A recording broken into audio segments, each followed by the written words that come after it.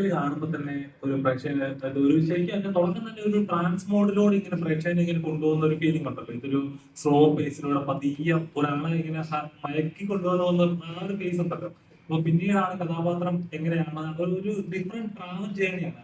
അയാളുടെ കുഴപ്പമാണോ, അയാളുടെ അംബീഷന്റെ ഇതാണോ, എന്തിനാണ് ഇങ്ങനെ ഓടുന്നത്, എല്ലാവരും നെഗറ്റീവ് പറയുമ്പോഴും അതിനെതിരെ അതിന് മുമ്പിലെ ഇങ്ങനെ ഓടുക എന്ന് പറഞ്ഞാൽ ആ കഥാപാത്രത്തിന്റെ ഒരു ആർക്കുണ്ട്.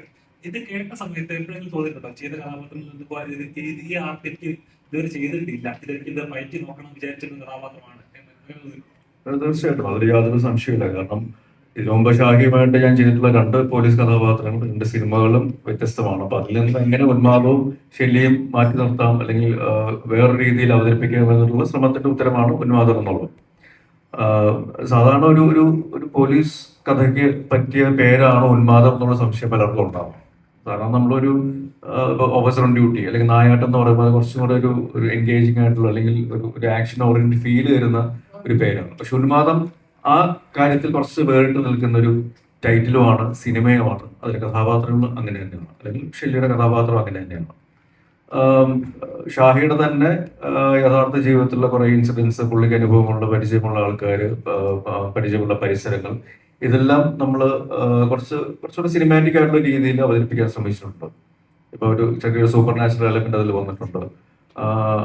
പിന്നെ ഷെല്ലിയുടെ യാത്രകൾ, ഈ പറയുന്ന പോലെ പുള്ളിയുടെ വിചാരങ്ങൾ അല്ലെങ്കിൽ ചിന്തകൾ, മുമ്പോട്ടുള്ള യാത്രകൾ, ഇപ്പം പുള്ളിയുടെ ഒരു തുടക്കത്തിൽ നമ്മൾ കാണിക്കുകയാണെങ്കിൽ പുള്ളിയുടെ കുടുംബജീവിതത്തിൽ കുറച്ചുകൂടെ ഡോമിനേറ്റിംഗ് ആയിട്ട് നിൽക്കുന്ന ഭാര്യയാണ്.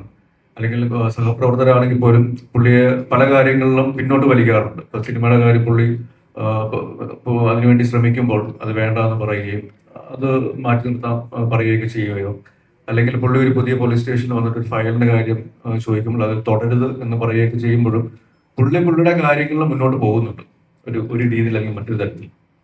അത് വേറൊരു പെർസ്പെക്റ്റീവാണ്. കാരണം എത്ര വലിയ തടസ്സങ്ങളുണ്ടെങ്കിലും തിരിച്ചടികളുണ്ടെങ്കിലും നമ്മൾ നമ്മുടെ ഒരു പാഷന് വേണ്ടി അല്ലെങ്കിൽ ഒരു കാര്യത്തിന് വേണ്ടി ഫോക്കസ്ഡ് ആയിട്ട് മുമ്പോട്ട് പോവുകയാണെങ്കിൽ അത് വിജയിക്കും എന്നത് വേറൊരു രീതിയിൽ നമ്മൾ അവതരിപ്പിക്കുന്ന ഒരു കഥയും കൂടെയാണ് ഇതിൽ ഉന്മാദവും അല്ലെങ്കിൽ ഷെല്ലി എന്നുള്ള കഥാപാത്രവും. അപ്പൊ ആ രീതിയിൽ അത് കുറച്ച് വേറിട്ട് നിൽക്കുന്ന സിനിമയുമാണ്, കഥാപാത്രമാണ്.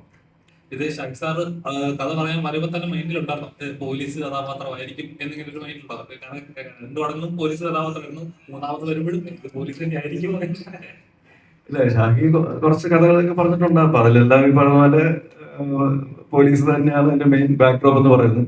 പക്ഷെ അതിൽ നിന്നും എല്ലാം ഞങ്ങൾ ഒരുമിച്ച് ചെയ്ത സിനിമകളിൽ നിന്നൊക്കെ എങ്ങനെ മാറ്റി നിർത്താം എന്നുള്ളത് അതിന്റെ ഒരു ശ്രമമാണ്. ഇപ്പം ഈ ചോദ്യം തന്നെ അതിന്റെ ഒരു ഉത്തരമാണ് ശരിക്കും പറഞ്ഞത്. അങ്ങനെ ഒരു വ്യത്യസ്തമായിട്ടുള്ള ചോദ്യം ചോദിക്കപ്പെടുക എന്നുള്ളത് ഒരു പോലീസ് കഥയ്ക്ക്, അല്ലെങ്കിൽ ഷാഹിയും ഞാനും കൂടെ വീണ്ടും ഒന്ന് ചേർന്ന 3ാമത്തെ സിനിമയിലേക്ക് ആ ഒരു ചോദ്യം വരുന്നത് തന്നെ ഒരു വ്യത്യസ്തത ആ സിനിമയ്ക്ക് അവകാശപ്പെടുന്നു എന്നുള്ളതിന്റെ തെളിവാണ്.